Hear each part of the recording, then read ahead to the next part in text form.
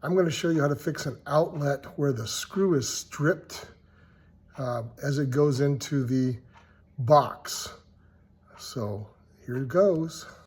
Obviously, I have turned off the power so I don't get shocked, and I hate getting shocked.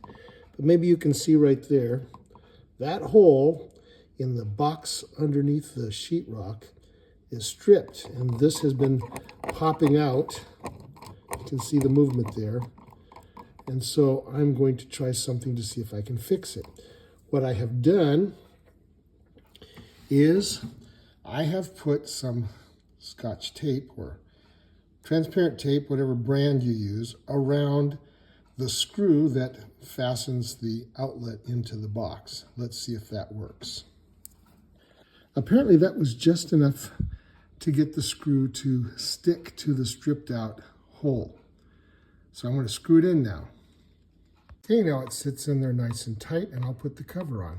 Turn the power back on. Okay, the cover's on, the power's turned back on. Let's make sure it works. I'll use this nightlight to test it. Sure enough, problem solved.